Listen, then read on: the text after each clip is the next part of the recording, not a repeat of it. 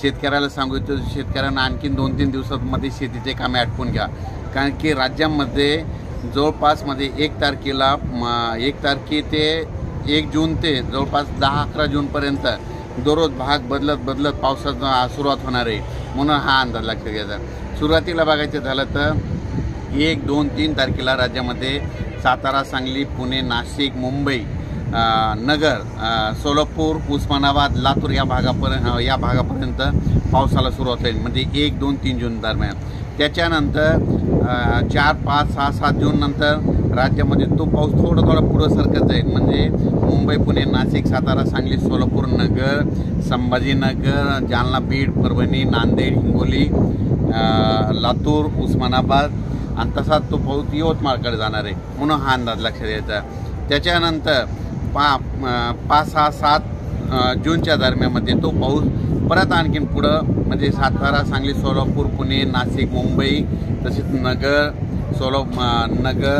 पुणे, औरंगाबाद, त्याच्यानंतर बीड, परभणी, लातूर, हिंगोली, वाशिम, नांदेड आणि त्याच्यानंतर बुलढाण्यापर्यंत 7 तारखेपर्यंत तो पाऊस सुरुवात होईल। त्याच्यानंतर तो पाऊस म्हणजे 7, 8, 9, 10, 11, 12च्या नंतर पूर्व विदर्भ आणि पश्चिम विदर्भाकडे म्हणतात मान्सून पावसाला म्हणतात थोडं उशिरा जाणार आहे, म्हणून हे अंदाज लक्षात घ्यायचा, कारण की पूर्व विदर्भात 7 तारखेच्या नंतर थोडा पाऊस सुरू होणार आहे, म्हणून हे अंदाज लक्षात घ्यायचा।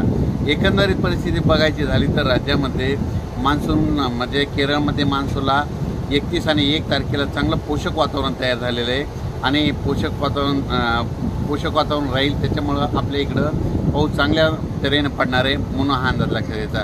पण परिस्थिती एक सांगू इच्छितो की राज्यात शेतकऱ्याला पाऊस पडल्याच्या नंतर जमिनीमध्ये एक ओल गेल्याशिवाय पेरणीचा निर्णय घेऊ नये, कारण की जोपर्यंत शेतात पाऊस पडल्याच्या नंतर शेतात जायचं, उजळीमध्ये खोदल्याच्या नंतर जमिनीतली ओल तपासायची, एक जर ओल गेली तर तुम्ही पेरणीचा निर्णय घेऊ शकता।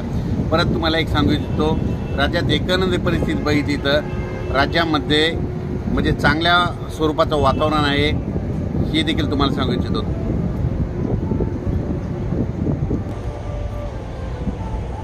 राज्यात विदर्भ, पश्चिम विदर्भ, पूर्व विदर्भामध्ये मात्र 7 जूनच्या नंतर पावसाला सुरुवात होणार आहे, म्हणून हे अंदाज लक्षात द्यायचा।